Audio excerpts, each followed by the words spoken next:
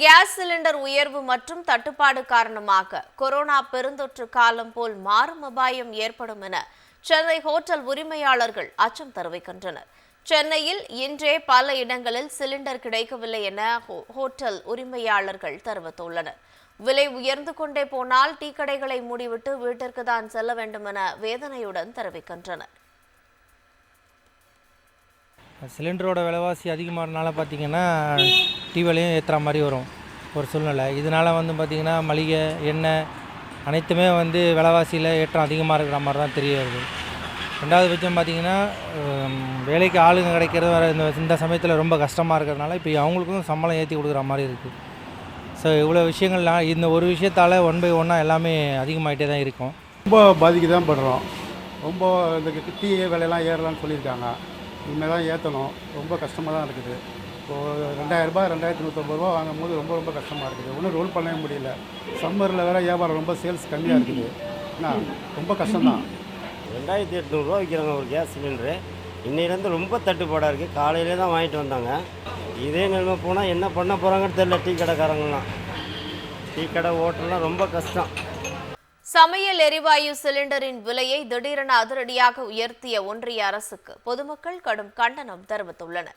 Cylinder விலை உயர்வு ஏழை எளிய மற்றும் நடுத்தர மக்களுக்கு பெரும் சுமையாக மாறிவிட்டதாக பொதுமக்கள் கூறியுள்ளனர். ஒன்றிய அரசு சிலிண்டர் விலையை உயர்வு பண்ணியிருக்காங்க. இந்த உயர்வால் எங்கள் குடும்பம் பாதிக்குது. இதுக்காகவே தனியாக வேலைக்கு போகணும் போல். கூலி வேலைக்கு போகிறவங்க எங்களால் குடும்ப சூழ்நிலையே எங்களால் சமாளிக்க முடியல.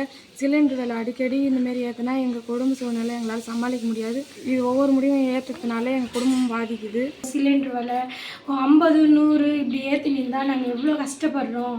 இப்படிலாம் இருந்தால் நாங்கள் இப்படி வீட்டுக்கும் ₹1, ₹2 ரொம்ப கஷ்டம். உழைச்சி தான் நாங்கள் சம்பாரித்து இவ்வளோ குடும்பத்துமும் நடத்துகிறோம். ஒரு 50, 100 இப்படி ஏற்றினீங்கன்னா குடும்பத்துக்கு நாங்கள் எவ்வளோ கஷ்டப்படுறோம். இது மாதிரி ஒரு மாதமுக்கு சிலிண்டர் விலை ஏறின்னு இருந்தால் ஒரு மாதம் 60, ஒரு மாதம் 100 ஏறி இருந்தால் எடுத்துன்னு போகிறவங்களும் காசு கொடுக்கணும். நாங்கள் ஏதோ கூலி வேலை செஞ்சுன்னு இருக்கோம். இந்த மாதிரி ஒன்றிய அரசு இது மாதிரி பண்ணியிருந்தா நாங்கள் எப்படி போய்க்கிறது? ஏழைங்கெல்லாம் இந்த சிலிண்டர் இது மாதிரி விலை ஏற்றும் போது அவங்களுடைய அன்றாட தேவைகள் மிகவும் சிரமத்துக்கு ஆளாகி சமையல் செய்யறதுக்கு கூட அவங்களால வழி இல்லாமல் இந்த கேஸுக்காக அவங்க அதிகப்படியான பணத்தை செலவழிக்கக்கூடிய சூழல் உருவாகுது.